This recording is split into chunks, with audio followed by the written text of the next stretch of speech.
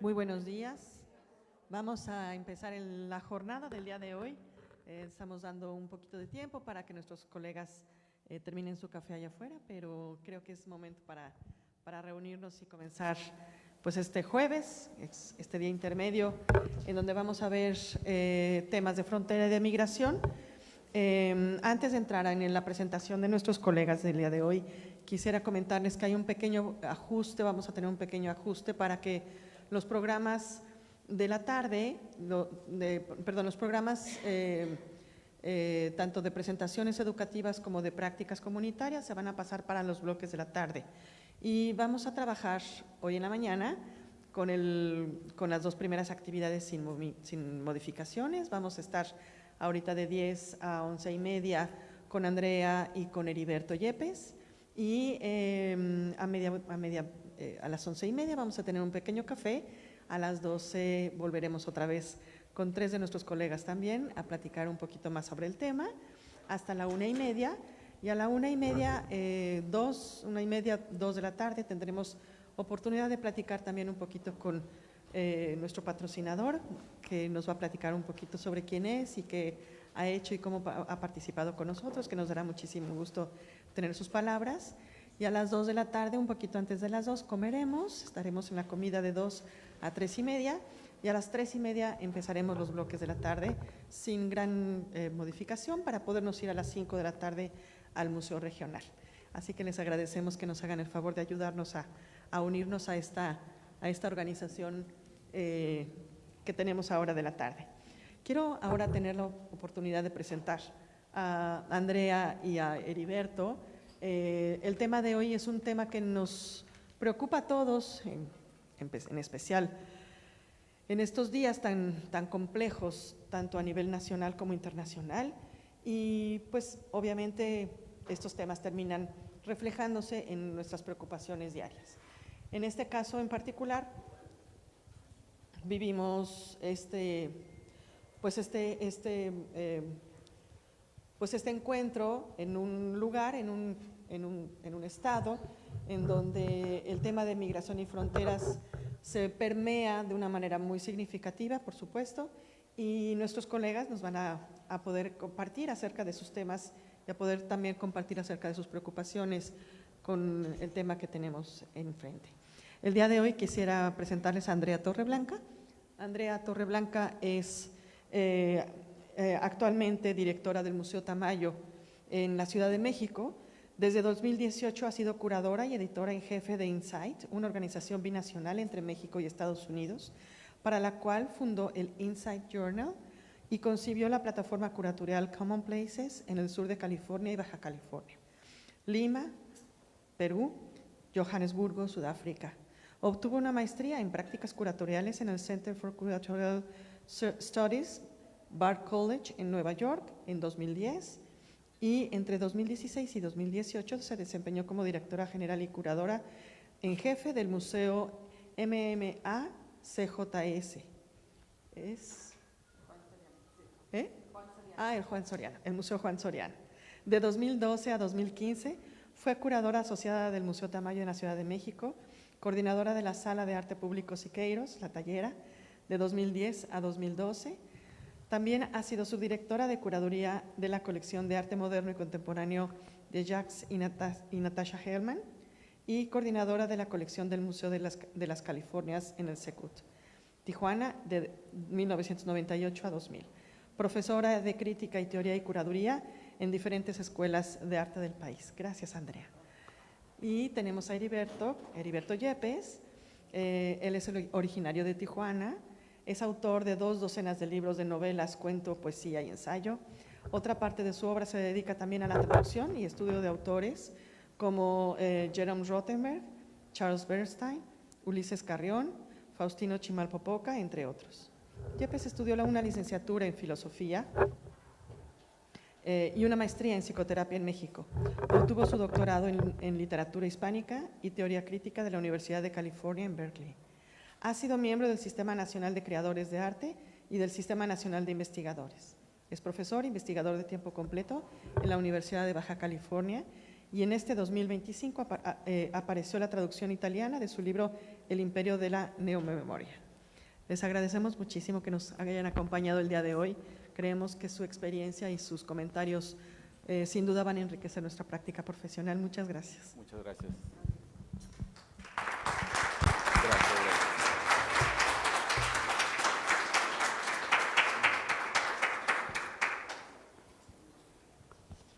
Creo que me toca iniciar, ¿verdad?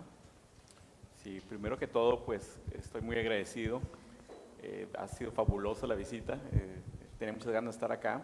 Especialmente, pues agradezco a Gabriela Gil, a Octavio Avendaño, por su tremenda amabilidad y todo esto que ha sido muy, muy interesante. Ya sabía que me iba a encantar y ayer para mí fue un día así de muy estimulante intelectualmente. También le agradezco a todo el mundo que me ha permitido saludarle o comer a su lado. Yo soy una persona un poco tímida. Cuando escribo me sale mi alter ego, pero yo en realidad soy una persona como bastante tímida, ¿no? Entonces les agradezco esa gentileza. Voy a hablar de arte y literatura y de Tijuana. Cómo aparece el tema migratorio en la literatura de Tijuana y cómo de hecho lo migratorio y lo border, lo fronterizo, le ha dado forma a una parte de la literatura y a una parte del arte de Tijuana, ¿no? Entonces ese va a ser como mi enfoque, ¿no? Voy a poner el timer. Y quise subrayar la parte desde el borde, o sea que esa es como la posición desde la cual, digamos, pienso, creo, estudio, traduzco, etcétera, ¿no? Y en un momento de mi vida, pues, sufrí como varias censuras así mediáticas, nacionales y etcétera, y sentí como una tachadura de mi nombre. Incluso en un momento me sacaron de un museo, de una institución cultural, Centro Cultural Tijuana, me escoltó la policía fuera del museo, por algo que les voy a platicar en unos minutos, y decidí ponerle a mi nombre. Cuando es un proyecto de arte, procuro tachar mi nombre como, digamos, el estigma, pero también porque siento que estoy cruzado por la frontera.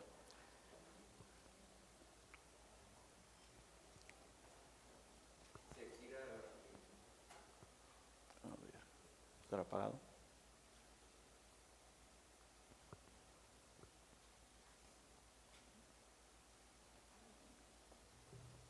Ahí está. ¿Sí? ¿Sí? ¿Se vio todo? Un poquito. En 2016 estuve en un encuentro similar a en Buffalo, en la Universidad Estatal de Nueva York, ahí en Buffalo, y nos reunimos para hablar, poetas norteamericanas, canadienses, y ahí estaba yo, para hablar qué iba a pasar en la poética según nuestro diagnóstico, según nuestro pronóstico en los siguientes 25 años. Y ese encuentro para mí fue muy, muy, muy interesante, darme cuenta de muchas cosas con muchos colegas, y hubo 3 palabras que quizá fueron como la síntesis, que en los siguientes 25 años en poética iban a estar definidas, y sobre todo veníamos del ala experimental de la literatura de esa región, ¿no? Entonces, desde el experimentalismo, de la poesía experimental, sentíamos que precariedad, ecopoética, o sea, crisis climática transformada, abordada por la literatura, y feminismo eran las 3 palabras clave. Entonces, de alguna manera, cuando leí nuestras palabras claves en este encuentro, me resonó como ese otro momento. Entonces, creo que tenemos una conversación global y sí hay cierto consenso, ¿no? Hoy no puede ser. Bueno, voy a tratar de utilizar el loop. No. Sí. Bueno.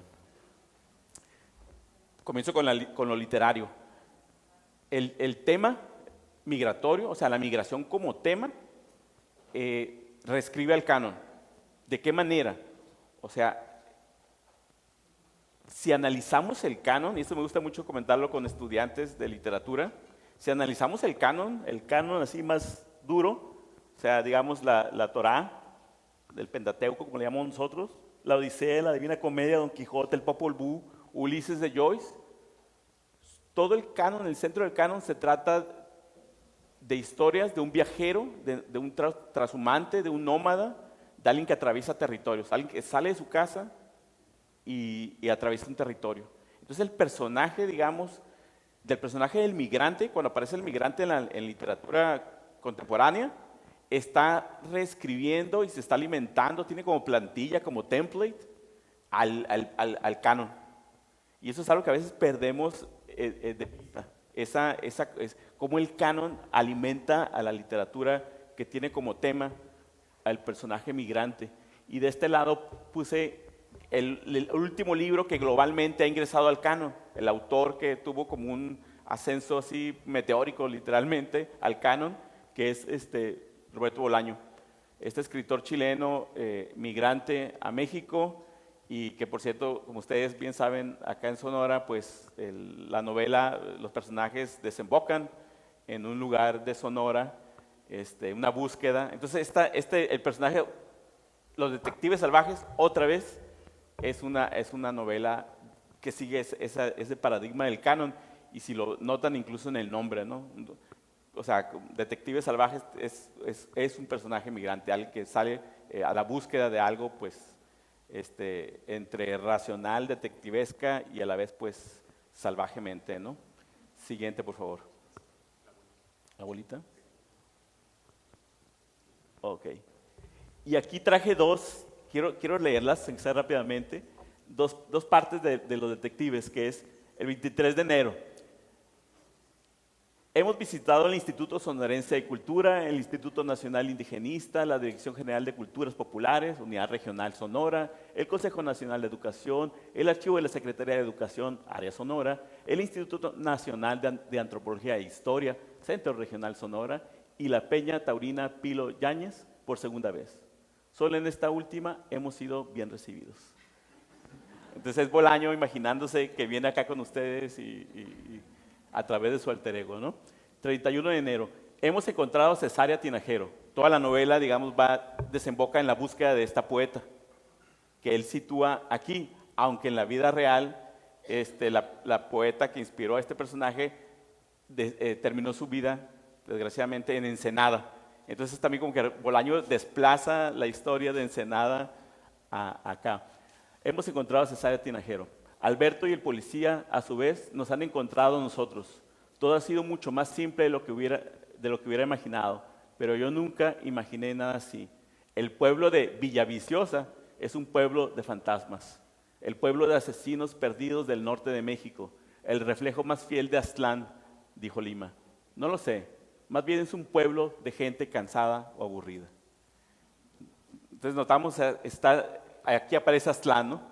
Pero está esta idea del peregrinaje, de la migración, o sea, está en todas partes, ¿no? En el canon. Y otra forma en que podemos entender cómo, digamos, lo migratorio, la migración, le está dando forma a la literatura, sobre todo desde el siglo XIX a la fecha, es el concepto de literatura mundial, ¿no? Tenemos entre 1800 y 1848, Madame de Staël publicó, digamos, yo creo que el libro más importante de teoría literaria del siglo XIX, si no es que de ambos siglos, que es de la literatura considerada en su relación con las instituciones sociales. A veces se le traduce como la literatura y la sociedad. Entonces, aquí Madame de Staël lo que dice básicamente es, estamos en un momento en que están migrando literaturas nacionales. Primero, hay literaturas nacionales. Ella crea, digamos, desarrolla esta idea realmente. Y estas literaturas están migrando a otros lugares y nos estamos fertilizando unas a otras. Esta idea, yo siento que Goethe, que es el que a veces lleva el crédito del concepto de literatura mundial, en 1827, en una de sus conversaciones con Eckermann, dice, ha llegado el momento de la literatura mundial. Entonces, siento que Goethe está haciendo como, está ignorando, está como que queriendo no reconocer de dónde viene la idea, ¿no? Entonces, pero la parte, digamos, salvable de Goethe es que él dice, le dice a Eckermann, estoy leyendo literatura china. Es el momento de que nos vamos a hacer planetarios literariamente. Y en el Manifiesto Comunista, Marx y Engels dicen, la literatura está circulando por todo el planeta, se están combinando las literaturas y al contrario de Madame de Staël, Marx y Engels creen que se va a formar una literatura homogénea mundialmente.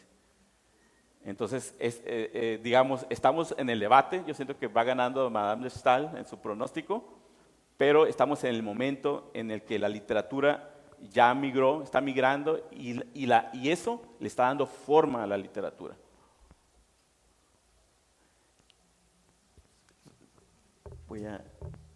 Es que ya no sé para dónde le di, si le di la dirección correcta, ahí voy.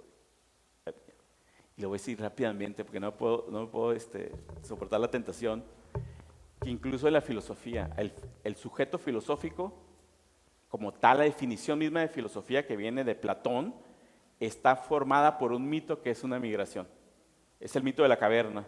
Un esclavo sale de la caverna donde ha vivido toda su vida, sale de su tierra natal, sube al mundo de Sofía, de la iluminación, pues, y queda deslumbrado, pero algo le obliga a regresar y conversar con sus ex colegas, expatriados, conciudadanos de este lugar, pues, que es también la República, ¿no? Es una metáfora, una alegoría de la República, es también una alegoría del teatro griego, las ilusiones que según Platón producía el arte y el teatro griego, de las cuales había que liberarse, ¿no? Entonces este sujeto nos concierne de muchas maneras, ¿no?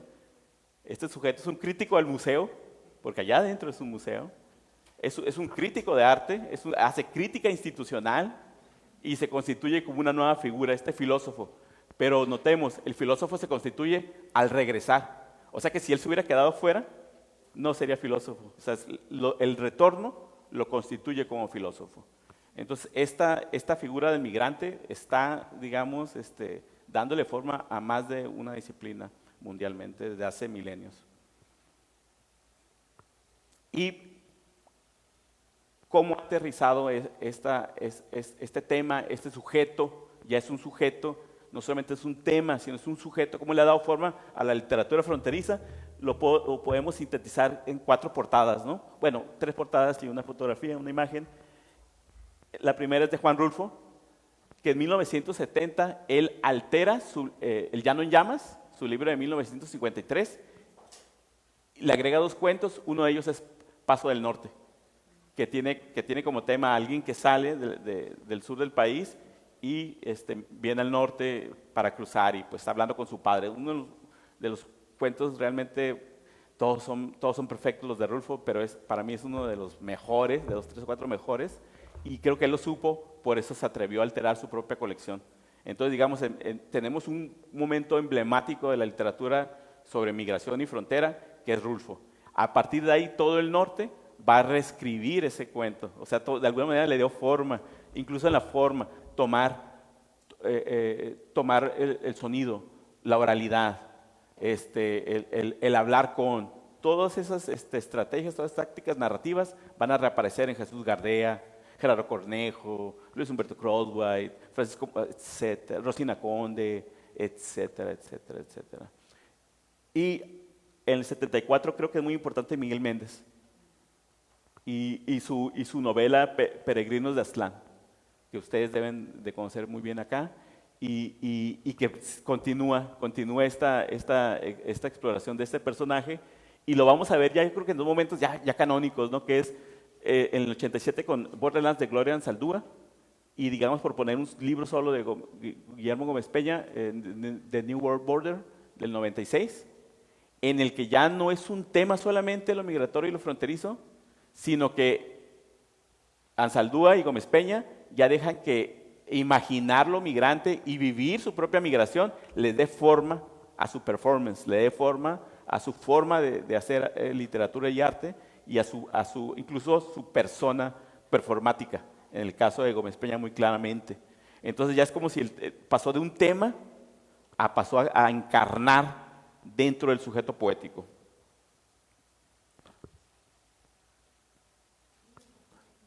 Ahora, de la literatura quiero pasar al arte, porque en Tijuana realmente la música electrónica, la literatura, el arte visual, pues estamos en la misma sintonía, ¿no? aquí tenemos un momento, yo creo que el momento clave, que es la obra Trojan Horse, que es un juego de palabras con Trojan Horse, pues, de Marcos Ramírez R., que esto es del 97, si bien recuerdo, sí, y que ocurrió dentro del Festival Insight, ¿no? Que como ustedes saben, Insight fue una plataforma que le dio forma a toda la vida intelectual de Tijuana. Quizás el Colegio de la Frontera Norte e Insight fueron las plataformas más determinantes de todo lo que sucedió en los 90 y 2000. Y este es un momento clave.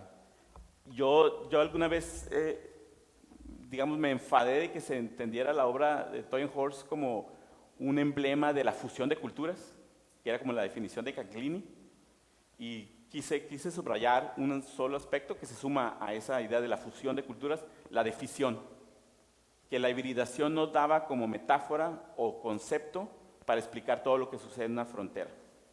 Y lo decía, incluso si vemos la morfología de la obra, o sea, hay dos fuerzas que se quieren separar. O sea, este caballo tiene fuerzas de fusión y fuerzas de fisión. Entonces, eso es muy importante para entender una frontera como Tijuana-San Diego, que no todo es juntura, sino también disjunción. No todo es fusión, sino fisión y fragmentación. Entonces, creo que así podemos entender mejor su arte, su literatura y la cultura fronteriza en general, ¿no?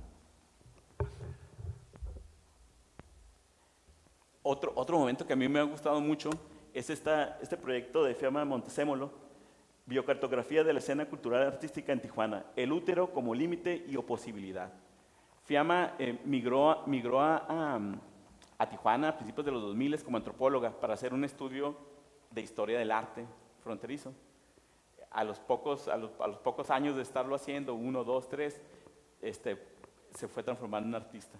Entonces pasó de antropóloga a artista fronteriza, y de artista fronteriza pronto nos confrontó la manera en que entendíamos la escena cultural a Tijuana. Básicamente ella decía que tenemos un exceso de nativismo, un exceso de defensa de lo nativo, ¿no? Y esa crítica de Fiamma me ha parecido muy interesante, ¿no? También tiene otras obras como Traces del 2012, donde habla con el muro. Habla con el muro, realmente es un video y también es un videopoema muy, muy interesante. Creo que es un momento diferente de la literatura y el arte que se hacía en Tijuana.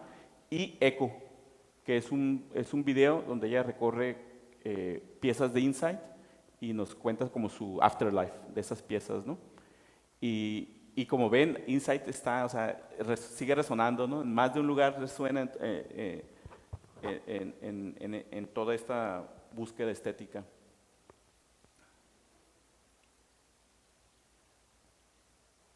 El muro es un sitio de arte permanente. O sea, aquí pongo dos momentos. Ana Teresa Fernández borrando la frontera de 2011, lo pintó de azul pues para que desde lejos se mirara, o sea, no se mirara y se mirara pues el cielo, el horizonte.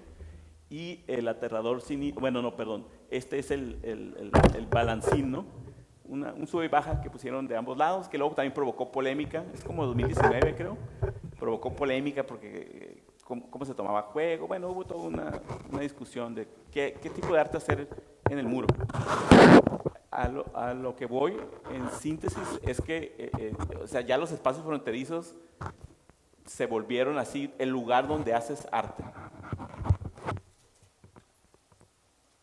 Y este es otro momento que a mí me ha interesado especialmente, de 2019, Unfinished Business Garage, de Chantal Peñalosa Fong. Este es un garage donde hay piezas de cerámica, hay piezas escultóricas, que son detalles de obras de arte fronterizo. Entonces se hizo un índice, digamos, de las obras emblemáticas del arte fronterizo de Tijuana, de esa región, y Peñalosa Fong fue tomando como un detalle y lo volvió pieza escultórica e instalación. Entonces es una historia del arte hecha instalación, y que también es una respuesta, nos ha dicho ella, a la pérdida de información sobre el arte fronterizo. Porque operamos sin bibliotecas, operamos realmente casi sin archivos, y entonces para ella el border art, los 90, y era como una especie de fantasma, ¿no? Entonces, este es el sitio, digamos, en que reaparece fragmentalmente.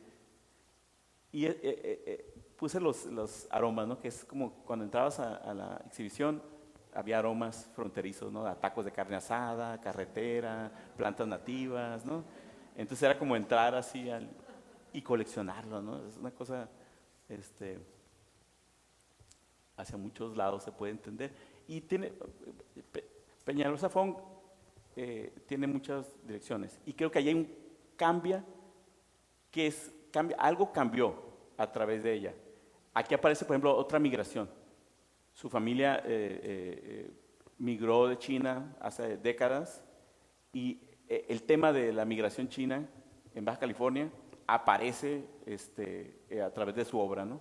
Entonces aquí hay como un approach, un enfoque diferente, otro lugar, otras migraciones, que creo que es lo que está sucediendo. Por ejemplo, los haitianos, etcétera. O sea, ya estamos hablando y escribiendo y pensando y conviviendo con otra imagen, con otros cuerpos migrantes, con otras historias de migraciones. Y ya para ir terminando, pues yo desde ahí escribo, hago novela, hago literatura en inglés y en español. A mí me gusta actuar en ambos lados de la frontera. Eso como escritor te desdibuja, porque no ser escritor nacional te desdibuja, pues ese es el contexto en el que tú eres interpelado, eres escritor si eres escritor en una literatura nacional. Si operas en dos lugares y en ninguno estás como del 100%, te vuelves un sujeto problemático. Pero a mí me gusta eso porque me da libertad también, ¿no? Y escribo en todos los géneros y generalmente escribo de una u otra manera relacionado con lo fronterizo siempre. Por ejemplo, en este libro, ¿no? En este libro hablo de Charles Olson y el vínculo del experimentalismo con el imperialismo a través de explorar la obra de Charles Olson, que es un poeta norteamericano, y en el Imperio de la Memoria, pues básicamente lo que hago es llevar la perspectiva fronteriza que hemos desarrollado en Tijuana, San Diego, para analizar literatura norteamericana.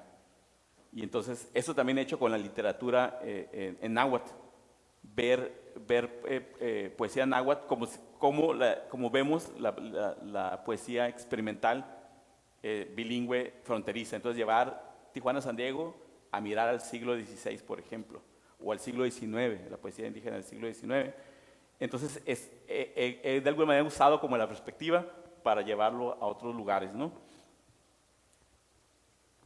Y una línea de lo que yo hago es lo que llamo la tijuanología, que es una ciencia, como una especie de patafísica, una ciencia humorística, irónica, que se dedica al estudio de los mitos en la música, cine, cultura urbana, literatura sobre Tijuana. Cómo hemos imaginado Tijuana y cómo entender esas mitologías nos permite hacer otra literatura, otro arte, otra forma de pensarnos. Entonces es una ciencia que finalmente sirve como para crear nueva mitología, ¿no? Una mitología crítica, espero yo. Entonces básicamente me dedico a estudiar pues arte, literatura, cultura urbana, cambios en la ciudad, y mucho de lo que se dice en Tijuana, pues sobre Tijuana, perdón, es desde fuera de Tijuana. Entonces, una parte de esto también se traduce de la tijuanología a veces acciones. Ya casi voy a terminar. Y esto es una protesta en el Centro Cultural Tijuana. Acá tenemos a R, aquí. Y son artistas, casi más de 300 artistas. Hicimos una protesta, la organizamos en 2009. El Centro Cultural Tijuana es la institución cultural más grande del noroeste de México. Y pues tenía muchos años, 2 décadas yo creo, tuvimos una alianza de la comunidad artística y literaria de Tijuana con el Secut. Trabajamos juntos, de alguna manera determinamos una parte de la agenda todo el tiempo. O sea, había una relación con fricción, pero muy, muy productiva.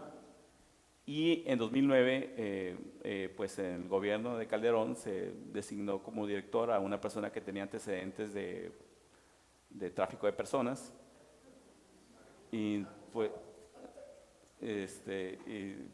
pisó la cárcel según los registros periodísticos, y pues era una situación bastante grave, ¿no? Hasta el momento, se los juro, yo todavía me ando con mucho cuidado en ese tema. Pues esa fue la razón de que en un momento me sacaran del Secut, porque era identificado como uno de los organizadores de la protesta, y entonces no fui bienvenido en las instalaciones, y organizamos una protesta y un boicot. La persona que tomó la dirección se refirió a nosotros como personas que no entendíamos y que éramos todos pues, unos mundos pequeños. Y en algún momento Alejandro Zacarías, un artista, quiso hacer camisetas para la protesta y me preguntó así en conversación, pues, ¿qué les ponemos? Y le dije, pues ponle, no sé, todos somos un mundo pequeño.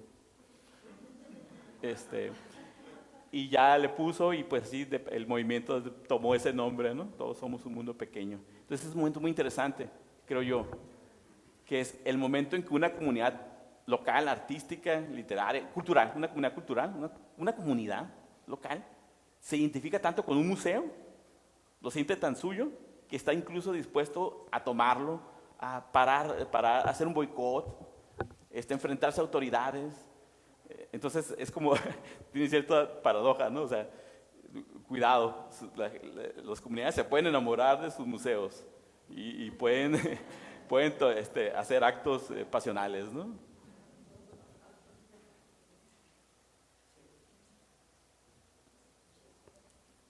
Y este es otro proyecto, que es ya la última diapositiva, es otro proyecto que hice en relación con el museo.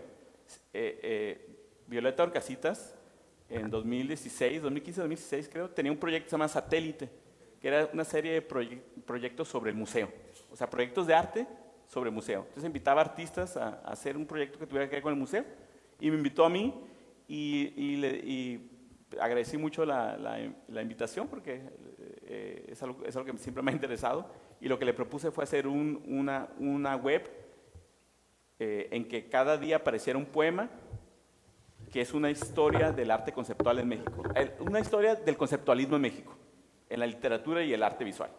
Entonces son poemas que son historia del arte. Entonces teníamos 30 días, cada día aparecía un poema, de alguna manera lo ordené cronológicamente esa historia, aparecía un poema y desaparecía al día siguiente, ese poema subía otro, desaparecía, porque quise incorporar lo evanescente en este proyecto. Y el libro, pues, después se volvió un libro, México Conceptual, se volvió un libro, y pues por ahí anda circulando, ¿no? Entonces quise jugar con la estructura de qué es museo, qué es exhibir, qué les pasa, qué pasa a veces con los museos y lo que exhiben, como nos pasó en Tijuana, que algo desapareció, algo que pensamos que nunca iba a desaparecer, desapareció. Entonces eso es lo que quise compartirles hoy. Muchas gracias.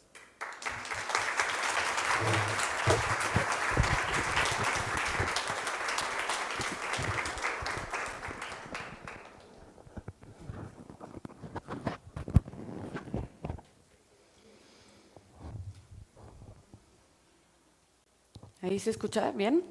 ¿Sí? ¿Qué tal? Buenos días. Muchas gracias por la invitación, Octavio, Gabriela, Alicom. Es un gusto estar aquí. Pues voy a compartir un poco y retomando de muchas cosas que dices, aunque tú eres de Tijuana.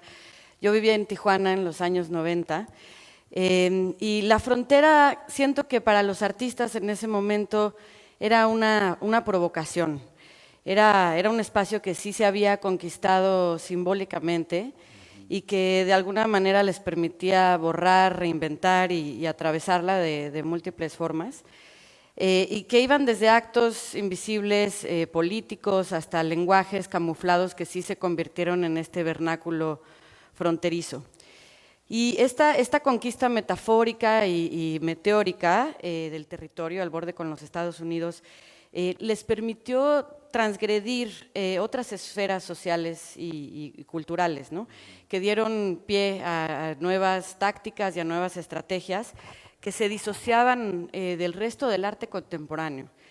Siempre tuve la sensación de que por ello, por esta apropiación desenfadada, los artistas de la frontera tenían como un valor agregado al resto del país, porque era como una especie de pulso audaz que de alguna forma nos acercaba al arte del futuro, ¿no?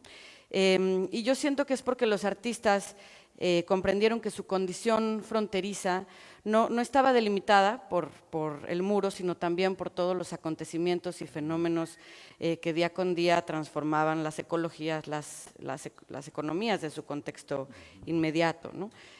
Su territorio era cotidianamente transcultural, híbrido, que es tu especialidad, y evanescente. Y los artistas de Tijuana específicamente es un lugar donde confluye no solo lo que llega de Estados Unidos, como todos sabemos, sino también lo que llega de Asia, lo que llega de América Latina. Es una especie de embudo en donde todo se absorbe y de alguna forma los artistas de Tijuana tuvieron esta capacidad de filtrar, de ensamblar y de volver a hacer todo este capital cultural, ¿no?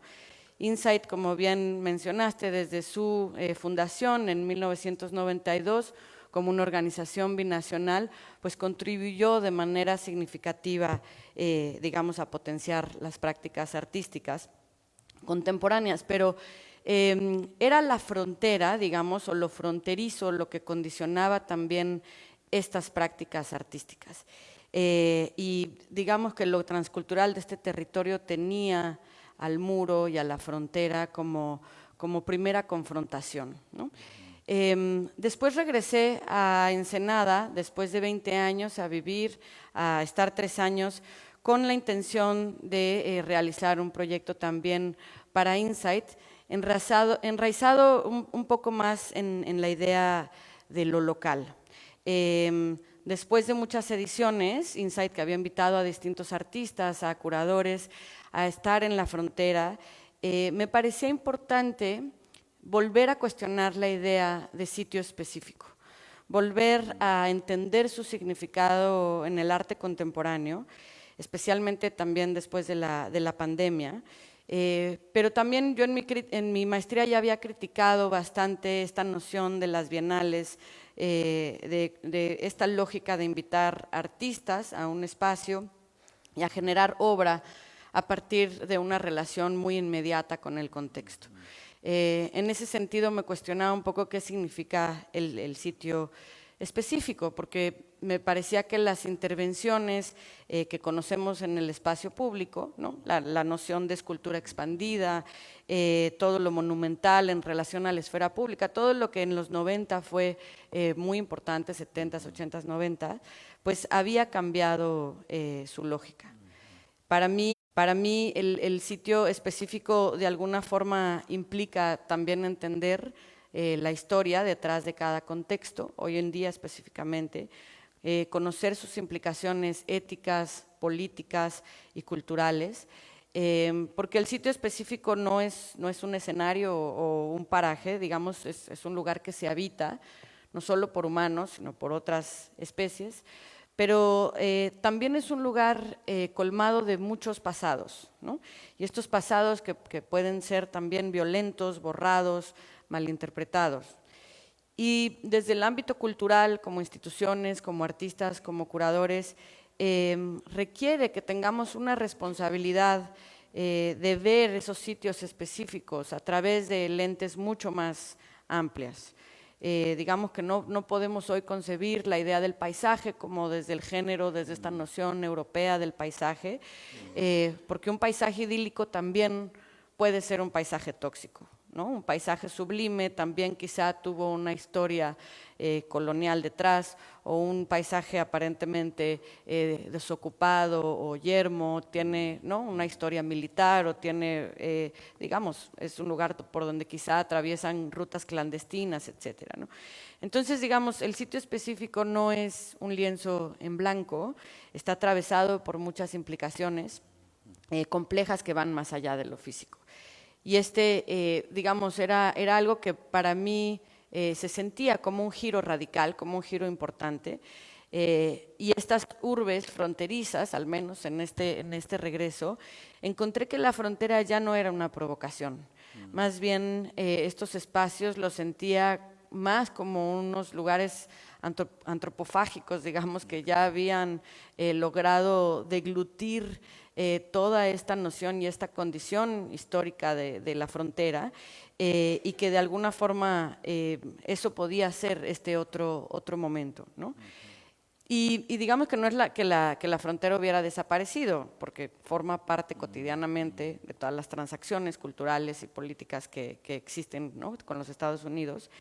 Pero una de las cosas que marcó mucho este regreso fue que los artistas estaban volteando a ver sus propias historias, sus biografías, sus historias familiares.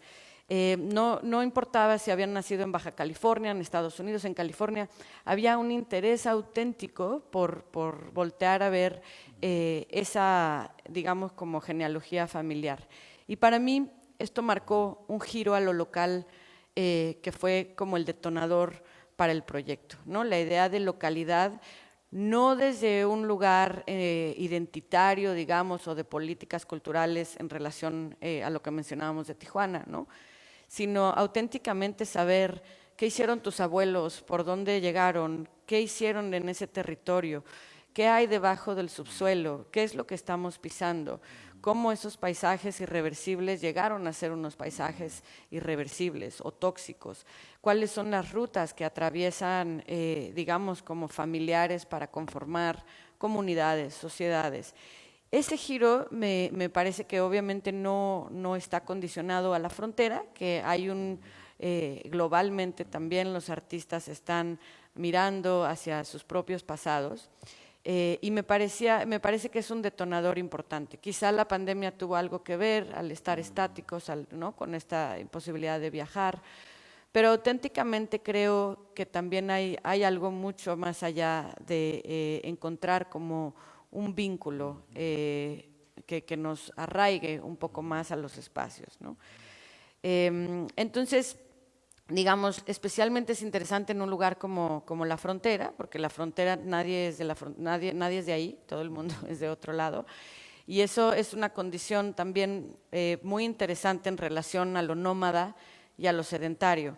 Digamos que son como conceptos antiguos, pero que a mí me interesaba pensar ¿quiénes son esos nómadas contemporáneos? ¿Qué significa lo sedentario hoy en día? ¿Qué significa habitar un lugar? ¿Y cómo se van construyendo esas capas, digamos, si utilizamos como esta metáfora geológica, ¿no?, en donde los estratos se van acumulando? ¿Cómo cómo construimos esos lugares y los erosionamos constantemente, ¿no? Y aquí hago una pausa porque esta es la primera vez durante los 5 años o más que lleva el proyecto que menciono la palabra frontera en relación con el proyecto. Es algo que, digamos, que me propuse desde un principio que no sería un proyecto sobre la frontera, no como tema y no como una condición, tampoco como una estrategia para borrar o desdibujar la frontera o todas estas estrategias de los 90, pero a mí lo que me interesaba era cambiar ese plano geográfico horizontal, la idea de la superficie que habitamos, que es lo más inmediato, ¿no? Habitamos la superficie, de alguna forma construimos ¿no?, la sociedad a partir de esta superficie, y no estamos pensando qué sucede en ese subsuelo, qué es lo que estamos respirando, qué es nuestra psique, cómo funciona la psicología, nuestras ambiciones, nuestros deseos, todo lo que realmente constituye eso que va más allá de lo físico y que por supuesto está atravesado por la idea, ¿no?, de la frontera. Pero a mí me parecía que, digamos, entender que las especies y los fenómenos naturales, que las microhistorias, la psicología, la imaginación y toda esta proyección de deseos y fracasos y crónicas también constituyen un territorio. Me parecía fascinante también pensar que alguien había llegado a Baja California después de una tormenta de polvo, o por ir en búsqueda del oro, o por encontrar un paraíso de salud, o religioso, o espiritual. Todas estas ambiciones que uno tiene en relación con un contexto son las que hacen que ese imaginario colectivo vaya construyendo también la idea de un lugar, ¿no? Entonces, pensar que nuestros desplazamientos pues son formas de habitar mucho más complejas que los límites geográficos y espaciales, y que están también condicionados por influencias, por deseos, por historias de amor, por actos de sobrevivencia, ¿no? Y a partir de eso me interesó encontrar historias que naturalmente se fueron desprendiendo de ese muro fronterizo como un espacio físico, ¿no? Digamos, esta idea de romper con lo lineal y empezar también a buscar otras temporalidades. Esas otras temporalidades quiere decir que pues habitamos también un lugar, como decía, colmado de muchos pasados, y poder habitar en esa dimensión distintos espacios temporales me parecía muy importante, no solo romper la superficie en términos físicos, sino también pensar en un tiempo más profundo. Y estas microhistorias que pronto empezaron a surgir, pues empezaron a construir un tejido más fino y muy interesante sobre la psique social, ¿no? Ay, yo ni estoy, igual si le pueden poner las imágenes para que ilustren de fondo. No las voy a comentar, pero bueno, se pueden dar idea de cómo ha ido operando el proyecto. Bueno, o puedo comentar brevemente un proyecto en relación con esto, que es una de las formas que el proyecto funcionó y que es un ejemplo de estas microhistorias, cómo detonan otros lugares para aproximarse a la frontera.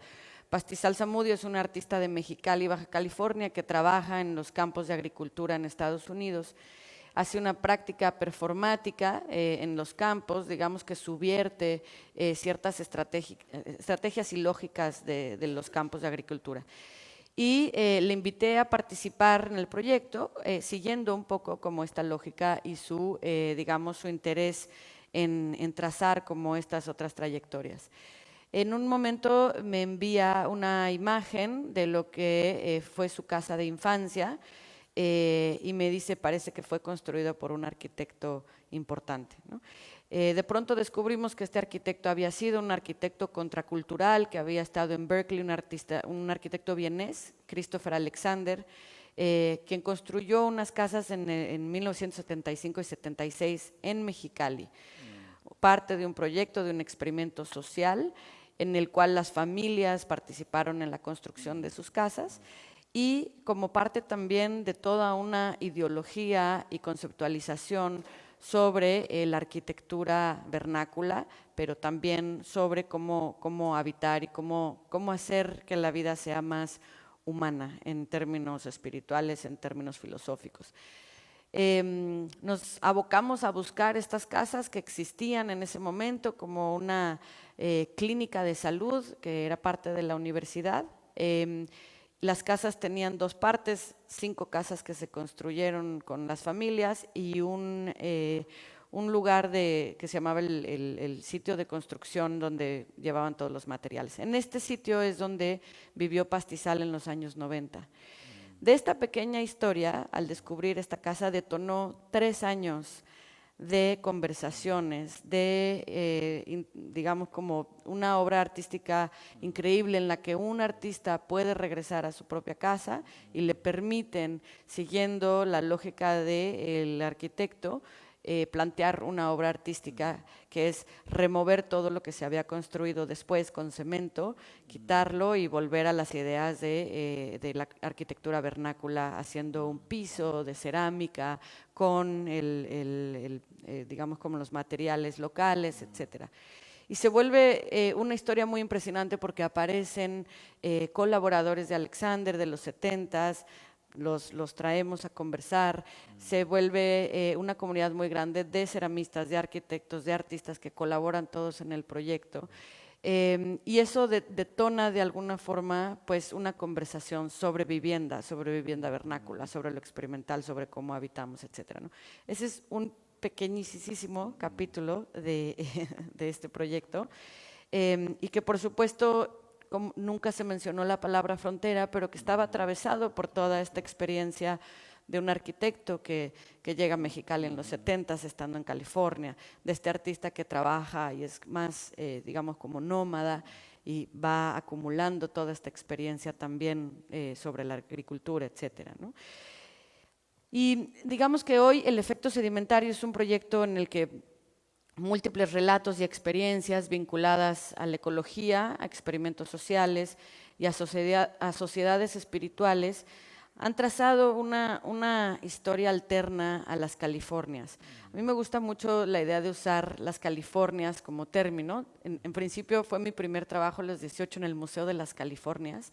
No incluía Estados Unidos, pero me gusta pensar que las Californias es este territorio más amplio en el que podemos pues imaginar que todo lo que fluye desde el Océano Pacífico con la placa tectónica de San Andrés, con los vientos de Santana que atraviesan las fronteras, todos estos fenómenos muy locales, pues constituye un territorio que no es necesario pensarlo como en estos términos como de límites, ¿no?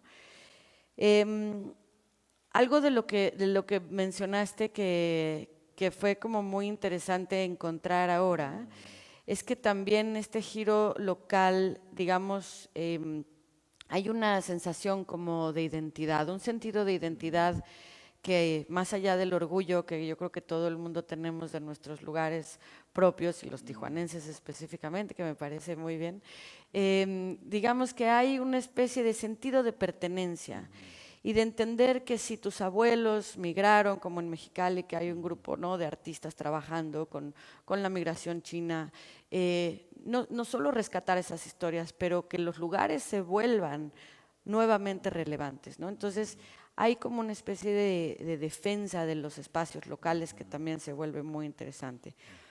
Y de alguna forma los artistas no solo estaban mirando sus álbumes familiares, sino que a través de estos archivos, a través de estas comunidades, pues estaban también hablando de los ríos desaparecidos, del cambio climático, de las ruinas arquitectónicas, de los estados fallidos de las migraciones y digamos como pensar como la frontera desde ese lugar, ¿no? En un ámbito que te lleva desde lo familiar pues a escenarios más grandes. Porque la frontera, digamos, pues que siempre ha sido una abstracción, es como muy difícil entenderlo en términos abstractos, ¿no? Porque nos impiden entenderlo precisamente como esta multiplicidad pues de historias, ¿no? Yo creo que estamos en un momento en el que el giro local representa una especie de conciencia, ¿no?, sobre lo que nos rodea. Y digamos que contribuimos desde nuestras microhistorias a la formación de lugares, ¿no? Entonces, ¿qué pasa si invertimos como esta lógica y abordamos como esta intersección de esferas, ¿no? Y esto fue muy interesante para plantear el proyecto que están viendo, que es el efecto sedimentario, que tiene 3 capítulos, campos erráticos, una forma temporal de construir y el mundo espiritual. Que me interesaba precisamente como esta estratificación, ¿no? Es un proyecto sobre el habitar, sobre el construir desde lo local, desde lo micropolítico, desde formas de entender que somos, ¿no?, humanos, desde lo cósmico, desde la psique, desde extraer también como visiones poéticas y políticas y problemáticas, ¿no? Algo que me interesaba mucho de las Californias es que siempre ha sido un lugar idílico. Y a la vez es uno de los lugares más problemáticos, ¿no? Digamos, entender esta idea de distopía y utopía a la vez es apenas como empezar a rascar la superficie, pues, de un territorio que está en constante transformación. Y lo que me interesa de las microhistorias o de la microhistoria en general, pues son que, digamos, no determinan una especie como de imagen final de un lugar. Lo que hacen más bien es decirnos que los lugares son infinitos, que las historias se siguen entretejiendo, que de alguna forma las microhistorias además no solo son bajo una perspectiva o una lógica, sino que están provocando reacciones simultáneas, ¿no? Un ejemplo es los vientos de Santana como fenómeno, ¿no? Es un fenómeno que solo ocurre en California y en Baja California. Son vientos calientes que viajan, se enfrían con la velocidad, llegan a Los Ángeles, pues prenden muchísimos fuegos que han sido como los vientos de Santana los mayores detonadores de estos grandes incendios, pero a la vez bajan a Baja California y traen nutrientes al mar. Y a la vez alteran la psique de distintas personas. Son como estos vientos Foehn que alteran psicológicamente a muchas personas. Entonces, un fenómeno ¿no? natural de repente tiene todas estas implicaciones en una ciudad. Y entonces hay un artista que está trabajando un proyecto con los vientos de Santana, ¿no? Como esta idea de luchar contra los vientos de Santana simbólicamente, entender sus repercusiones, pues tanto psicológicas como políticas. Entonces, no necesariamente son microhistorias que tienen una narrativa, sino también como estos detonadores, ¿no? Por lo tanto, ver más allá de la frontera, que digamos no es ignorar un poco también, ¿no? la crisis social y la emergencia política de una región binacional, sino más bien mirar a profundidad también los fenómenos que hacen que sus sociedades se reinventen y que se regeneren a lo largo del tiempo. Entender esto, que las Californias ha sido una región a la vez idílica y políticamente radical, pues es también entender como esa superficie, ¿no? Entender que el giro local no tiene fin, que no hay conclusión, que las historias se entrecruzan y se desenvuelven, ¿no?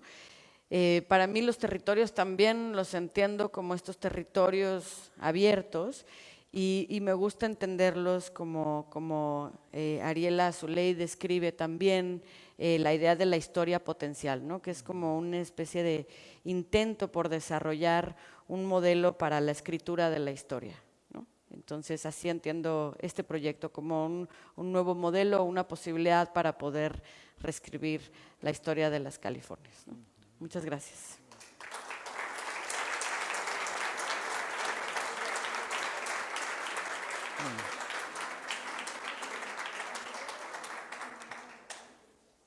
Quizá yo tengo un comentario, quiero pasar la palabra y otra parte de mí quiere tomar la palabra. Es que no puedo aguantar, ¿no? Sí, es muy interesante que eludir el tema de la frontera le ha dado forma y ha construido al arte y la literatura en la frontera. O sea, hay una historiadora del arte emergente, está haciendo una historia del border art en el Instituto de Investigaciones Históricas de ahí de la Autónoma de Baja California, y he visto algunos adelantos de su investigación, ¿no? Y me mostraba que, digamos, se llama Laura Elvira Díaz, y ella lo que está haciendo es entender como diferentes tipos de sujetos, por ejemplo, que hacen arte o literatura. Y me decía, la minoría, o sea, muy pocas, son militantes de lo fronterizo. Digamos, un caso así muy notorio es el de R, ¿no? Toma el tema de la frontera, hace arte fronterizo, se llama a sí mismo Border Artist y el tema. Pero si vemos así, la mayoría eluden el tema. Yo soy también militante, o sea, yo soy la rareza de la literatura. O sea, a mis compañeros, colegas, no les gusta que los invitan a mesas de literatura fronteriza. Y esto tiene que ver por el origen de ese concepto, que fue como en un programa de gobierno, ¿no? Sobre las fronteras. Entonces era como una imposición. Eres de Tijuana, tú haces algo fronterizo. Entonces dicen, no, yo no. Una generación mayor que la mía, de escritores y escritoras, decían, Rosina Conde, no, yo no soy escritora fronteriza. Y yo la entiendo, o sea, los entiendo. Mi vida fue construida por la frontera, ¿no? Mi mamá era una campesina de Michoacán, de Apatzingán, llegó a Tijuana, un grupo de personas literalmente iban a cruzar la frontera en ese instante, y un varón de los traficantes, a quien habían simpatizado la tarde anterior, porque había ayudado a hacer algo de cocina a ella, mi mamá, y así, literalmente al cruzar, le dijo, tú no cruces, porque era muy joven y atractiva. Entonces, como le había caído bien, le dijo, no, tú quédate. Entonces, literalmente mi madre así, su vida cambió y fue la única persona en la familia que no migró. Entonces, para mí lo fronterizo es como lo que le ha dado forma a toda mi vida. Entonces yo dije, no, yo no voy a eludir el tema, ¿no? Pero eludir el tema, como decías, hace 5 años que no uso el término, ¿no? Que no uso el término. Es que es la historia de la literatura y el arte en la frontera. Entonces, para mí es como, es la condición casi que genera el 90% del arte fronterizo. Claro, sí, totalmente. Y eso es lo que quería comentar, ¿no? Que yo no lo veo, o sea, ni pienso que tú lo ves así, ¿no? Pero no lo veo como una oposición a lo fronterizo. Totalmente. Sino como un estructurante de lo fronterizo, algo que genera lo fronterizo. Sí, y yo digo, para comentar un poco sobre eso, a mí me parecía importante no mencionarlo precisamente porque está implícito y emerge constantemente y está, pero no es algo que, lo que me parecía es que imposibilitaba, la idea de lo fronterizo o el muro fronterizo imposibilitaba ver un poco más allá de esa barda. Ese muro condicionaba mucho, ¿no? La poética, la política y el arte. Entonces nos estaba impidiendo atravesarlo, verlo más poroso, fluido, etcétera, y ver que también hay otras estructuras que son fronterizas, evidentemente, ¿no? Entonces era decir como va a emerger y constantemente está, ¿no? Entonces sí, es interesante. Sí, y también tiene, rápido quiero decir, mucho tuvo que ver con que éramos definidos desde fuera. O sea, la comunidad artística, literaria, intelectual de Tijuana ha querido tomar como su agencia, o sea, no ser un objeto, o no ser informantes, sino ser sujetos de diálogo. No solamente así como, eres un informante de alguien más, de alguien que viene de fuera, un antropólogo, etc.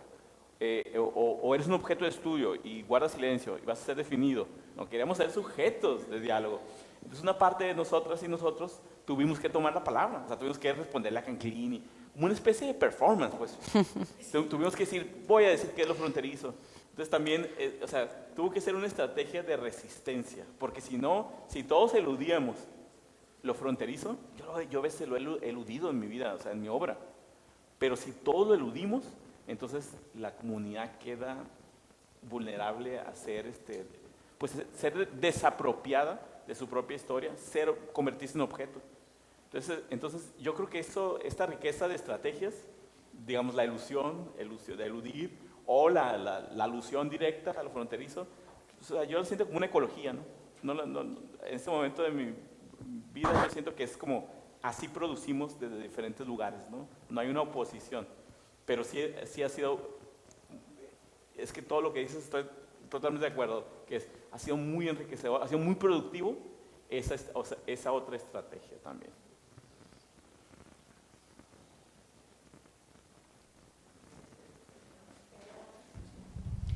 Pasamos un par de preguntas, unas 3, 4 preguntas.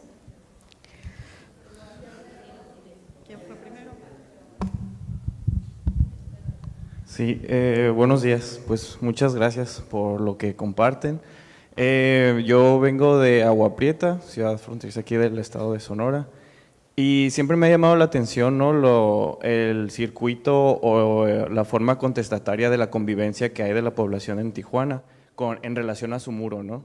En Agua Prieta, ahorita que decían, ¿no? Como el muro como un espacio para crear arte, pues también hacen estos ejercicios muralísticos de este lado, pero sin este tinte político contestatario, ¿no? Sino más bien como una cuestión inclinado como hacia la hermandad, hacia la cuestión como de que ciudades hermanas con Douglas, Arizona. Y creo que escuchándolos y viendo desde cómo han contribuido los artistas, ¿no? Creo que una de las cosas es que de Agua Prieta los artistas jóvenes migran a otros lugares, ¿no? Entonces no hay una comunidad artística fija como tal. Pero me llamó la atención lo que se mencionaba también sobre contribuir a los lugares a partir de las microhistorias.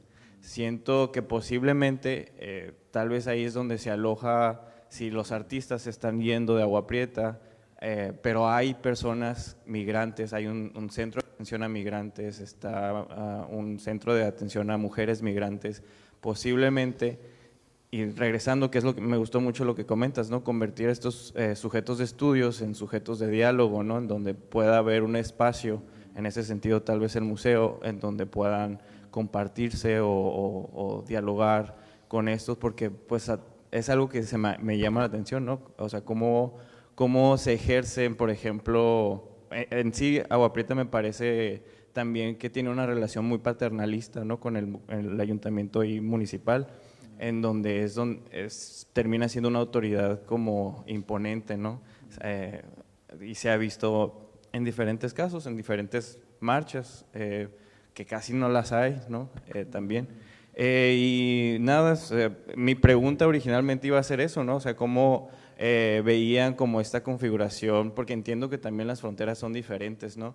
Entiendo que tal vez en Tijuana también hay todo esto, porque justo, como decías, es como un embudo en donde se mueven muchas cosas, y entonces, pues, simplemente lo que estoy haciendo es como contextualizarlo, ¿no? O sea, cómo que sería esta frontera en Agua Prieta bajo estas circunstancias, y no sé, ya tal vez si lo gustan como ahondar un poco, cómo ven esta cuestión de estas otras fronteras, ¿no? Porque pues se me hace muy rico toda esta cantidad de proyectos e interpretaciones, y al mismo tiempo digo, oye, pero cómo pudiera como detonarse algo, o tal vez ya habiéndoles compartido como un poco del contexto aguapretense. Gracias. ¿Tú? Sí, sí. Tienen que organizarse, es que es, es la base. Tienen que organizarse como en comunidades de discusión. Tienen que, responder. O sea, una estrategia básica de todo artista es intervenir, buscar una coyuntura y decir, aquí voy a intervenir a través de esta pieza, a través de este proyecto, a través de este evento. Entonces tienen que organizarse colectivamente y buscar el momento en que vas a actuar como artista y soportar las consecuencias de eso, ¿no? Que es estigmatización, enfrentamiento, acusaciones, divisionismo en la comunidad, envidias, o sea, todas esas dinámicas que suceden entre los artistas, entonces, y con las autoridades. Entonces, organícense. Y en Tijuana vamos al momento en que hay una nueva generación que está pensando mucho en la historia del arte. O sea, la generación Z está pensando mucho la historia de la literatura o del arte. Entonces, comentaba lo de Laura Elvira Díaz, que ella dice, lo fronterizo es una tradición. Yo nunca he escuchado ese concepto. O sea, la tradición fronteriza. Dice, wow, la tradición fronteriza.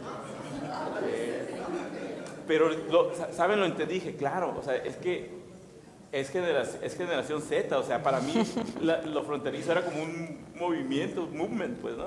Pero han pasado ya, pues, ¿qué? 40 años de esto, ¿no?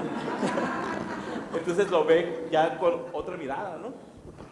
Y a lo que voy es que las generaciones, muy importante, que miremos hacia atrás, que entendamos los cambios generacionales, que activemos cosas a partir de lo generacional, de la retrospectiva y prospectiva.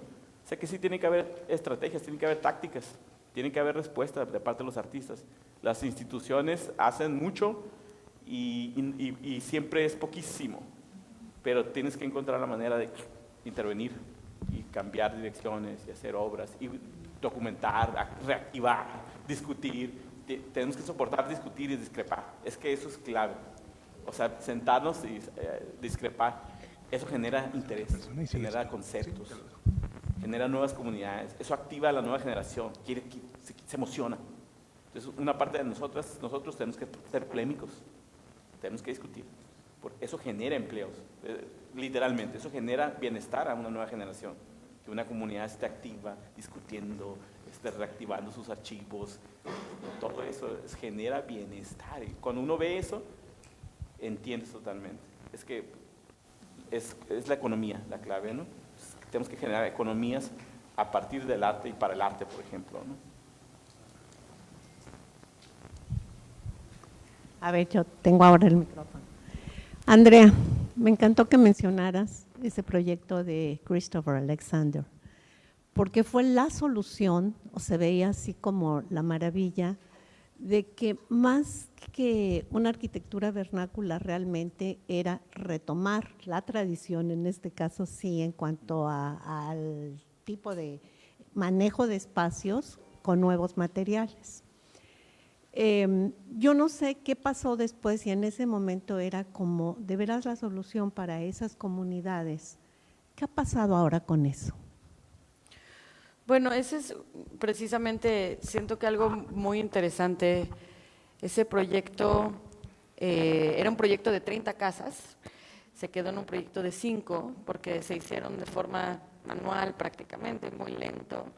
Entonces, al ser un proyecto gubernamental, al ser un proyecto con las familias, lo pararon. Lo que es muy interesante es que hoy en día, bueno, el proyecto, las familias viven ahí, o sea, las familias todavía están muy cambiadas las casas, es parte de una exposición que está itinerando también toda esa investigación y que va a ir a la Ciudad de México.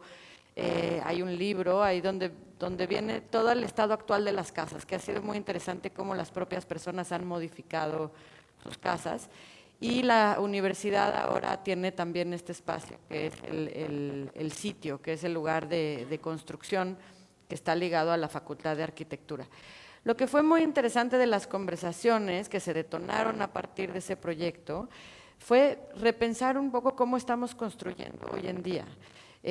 Pensamos que era algo que en el momento, en los años 70, pues había distintas maneras de pensar de cómo solucionar el problema de vivienda, ¿no? De vivienda colectiva, de vivienda social.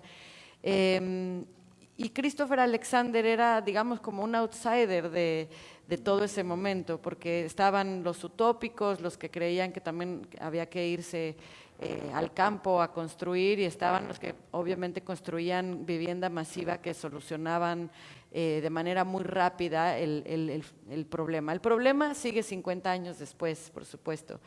Y eso es como lo más interesante de pensar en una región, como 50 años después, ese proyecto que es tan pequeño y tan en la periferia de Mexicali, ha detonado una conversación tremenda sobre el habitar hoy en día y sobre qué estamos construyendo y por qué lo estamos construyendo de esa manera. Esas casas siguen ahí después de muchos terremotos, después de muchos acontecimientos en Mexicali. No son monumentales, no son espectaculares, no son esta arquitectura que pensamos que también son como insignia de los arquitectos. Están pensadas para ser habitadas a un nivel humano. Entonces, yo creo que eso es lo que detonan este tipo de historias, como volver a preguntarse cómo podemos de repente rescatar ese pasado que nos está en momentos hoy, cómo podemos rescatar ese momento. Entonces, están ahí, son un ejemplo de que después siguen de pie. Es muy bonito, bueno, estuvo, yo que ok. Que un artista haya encontrado su casa donde vivió los primeros 10 años, ¿no? Entonces, pues son como conversaciones muy distintas, son conversaciones sobre el habitar, conversaciones sobre arquitectura, conversaciones sobre el arte, sobre cómo hay una intersección. Entonces, bueno, eso es lo que ha detonado ese proyecto en particular. Christopher Alexander está teniendo también como un regreso y está generando un interés nuevo. En su momento también era un arquitecto muy importante, pero también muy contestatario y muy rechazado por estas ideas que pues en lo posmoderno no funcionaban, ¿no? En el posmodernismo todos los arquitectos querían hacer estos edificios insignia. Entonces, ha sido muy interesante ver cómo este pequeño proyecto pues detonó muchas cosas, que los arquitectos volvieran a ver este espacio, que se volviera a hablar de esta arquitectura vernácula, de construir como con mucho cuidado, etcétera, ¿no? De nada. ¿Qué tal? Buenos días, soy Stephanie González del programa Museos Positivos, y escuchando a Heriberto y sobre todo haciendo este recuento de la literatura, finalmente estamos llenos de historias de migración. Yo creo que todos aquí en cierta medida somos migrantes también, tú también, Andrea, has te has mudado en diferentes ocasiones.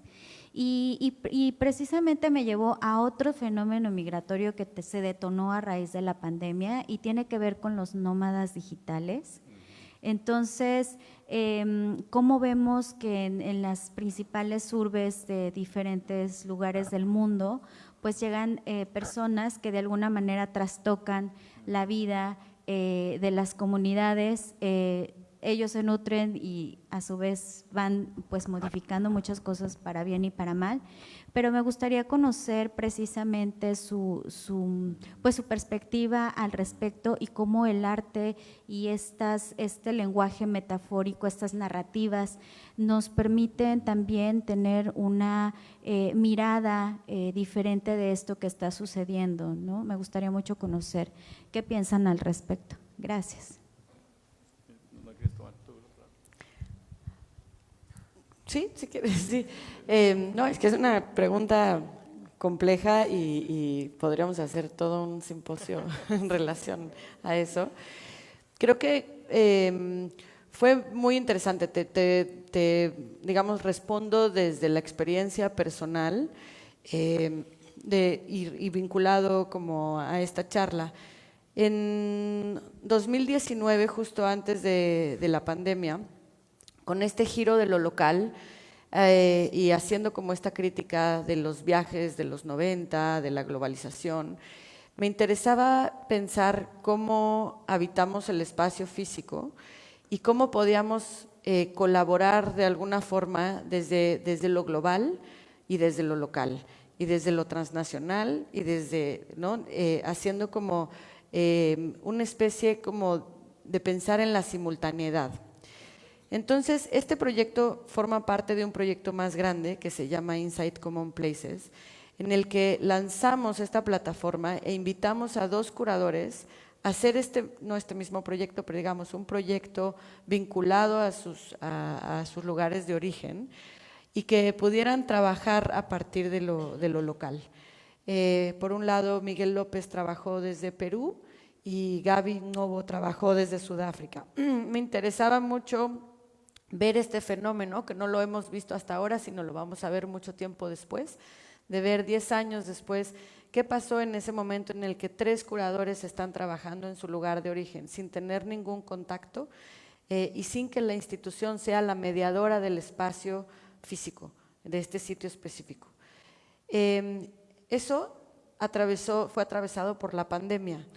Digamos que casi era una fórmula que anticipaba a lo que iba a suceder en el 2020.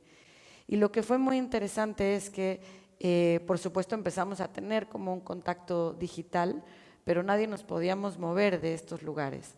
Entonces, había una distancia física, pero cada quien estaba detonando como ciertas actividades y experiencias muy locales, que después se compartieron de manera digital. Ese fenómeno que no lo esperamos en 2020, pues fue para mí como una clave de cómo empezar a trabajar con una lógica distinta, porque me parecía que siempre estábamos viendo hacia otros lugares, ¿no? Esta idea de cómo proyectarse a otros lugares. Entonces, lo digital, pues finalmente estaba muy enraizado en lo local, o sea, todos estábamos desde nuestros sitios, no nos movilizamos. Esta idea de que estábamos en muchos lados a la vez, pues en realidad estábamos físicamente en un solo lugar y eso detonó como muchas otras posibilidades, ¿no? Entonces es un ejemplo también como pues de esas otras esferas que no son físicas, son psicológicas, son mentales, son imaginarios. Esto es lo nómada que está en esos espacios y que quizá con lo digital se volvió mucho más evidente, aunque sucedían de manera natural, ¿no? Entonces ha sido como muy interesante ver antes, después y durante como toda esta movilización, pues finalmente física, ¿no? De nosotros cómo hemos interpretado esta idea de estar imposibilitados de viajar o de movernos, ¿no? Yo creo que algo que hemos aprendido o que debimos haber aprendido de toda la exploración del siglo XX es que el otro, la otra, es demonizado. O sea, el otro siempre es alguien el otro, por ejemplo, el migrante es considerado nocivo, disruptor, invasor, inadecuado, impropio, etcétera, etcétera, peligroso, criminal. Entonces, el gentrificador, digamos, yo siento que es una nueva encarnación, no siento, sé que evidente, de esa figura. O sea, es que, Heriberto, es que este migrante, sí es destructor y criminal y malvado. Sí, yo sé que el otro sí lo vemos siempre, pero sí lo es, Heriberto. No me convence. O sea, porque es algo que ya sé teóricamente, que el otro así percibimos al otro. Entonces, la gentrificación a mí me parece como un concepto que está como un concepto inadecuado, que está definiendo así unidimensionalmente un fenómeno que hay que ver de otras maneras, que hay que entender. Yo creo que simplemente como terapeuta, pues aquí mi parte terapéutica responde. Yo creo que en el encuentro, en el diálogo con esas personas, o sea, encontrarnos, decir, a ver, vamos a ponernos frente a frente, vamos a conversar, vamos a comer juntos. Buscar maneras, crear artificialmente en las ciudades formas de que los gentrificadores, ¿no? Los gringos que vienen a destruir nuestra ciudad, a subir las rentas, vamos a conversar, y no necesariamente de eso, ¿no? Vamos a convivir y algo va a suceder en ese encuentro, pero mientras estemos definiéndolos como así, como gringo go home, no, es como si no hubiera sucedido el siglo XX, o sea, es como si la teoría no existiese. Entonces eso no va a llevar a nada, ¿no? Tenemos es lo que el arte nos enseña, ¿no? El arte siempre es experiencia de encuentro, de un encuentro no habitual, inusual. El arte siempre es una experiencia de un encuentro inusual. Eso hay que ser, hay que siempre estar produciendo encuentros inusuales. Bien, felicidades a ambos. Mi pregunta es para Yepes. A propósito de lo fronterizo y lo transfronterizo, hace rato creo que dabas una idea de más o menos cuál es el estado actual, que sé que es algo muy complejo. Pienso en la obra de Juan Pablo Sáenz con su Micachueca y sus crónicas chúntaras, en el R, que es el fronterizo, transfronterizo tal vez más universal, más conocido, en sus hermanos, Omar, que hace poesía, video, instalación, Juan Carlos, que hace un asunto de conjunto music y música regional, literatura, investigación, y está Eric Valencia y otros. A propósito, Luis Humberto Crosthwaite, tal vez también el escritor más conocido ahí, dejó Tijuana, regresó, se volvió a ir. Rafa Saavedra, que tal vez sigue siendo una anomalía, pues ya no está con nosotros. Mi pregunta es, no cuál es el estado actual, sino hacia dónde crees que va lo transfronterizo. Hay un rumbo clarísimo. Un dato, yo trabajo en la Facultad de Artes de Tijuana, ¿no? El 70 y tantos por ciento, 73 o 74% del estudiantado son mujeres. Y eso ha sido un patrón desde los 2000, creciente.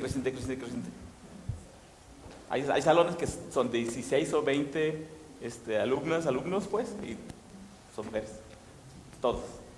Entonces, primer patrón es que, y ya se ve en la literatura, en la academia, en el arte. El arte ahí va a ser producido está siendo ya producido mayoritariamente por mujeres. Ahora nuestras dinámicas,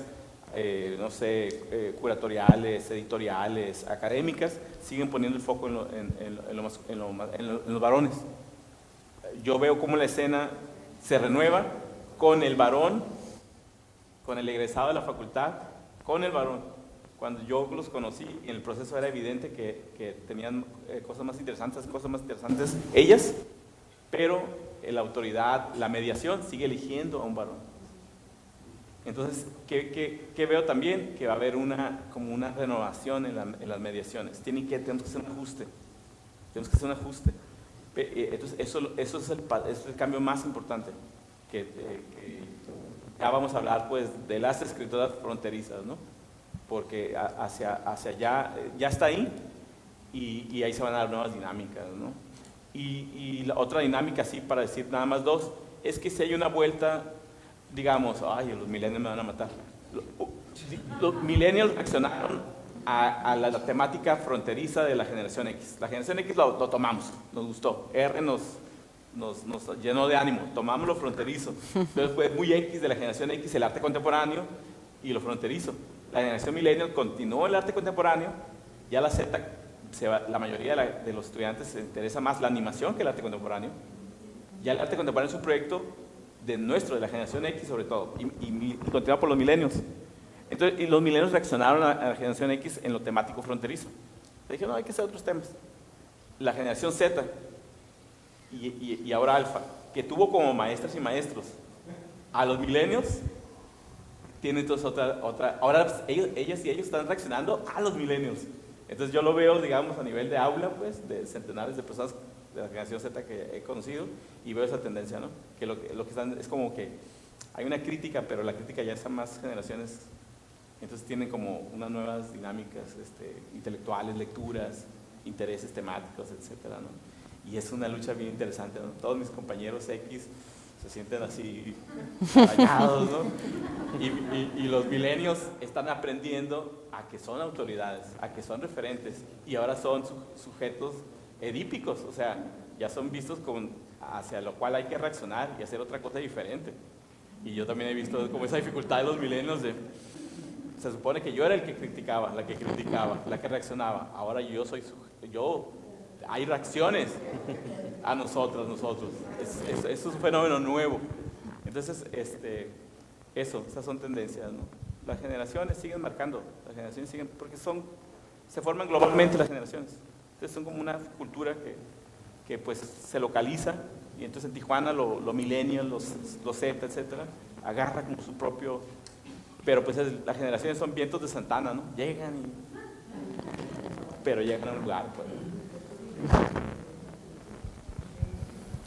Hoy definitivamente esto pues nos atraviesa de muchas maneras, ¿no? Porque hablar de arte necesariamente alude a hablar de la vida en general, ¿no? O sea, de estas realidades cotidianas que en ocasiones no se nombran, pero no por abstractas, sino porque a veces no nos atrevemos a decirlo, ¿no?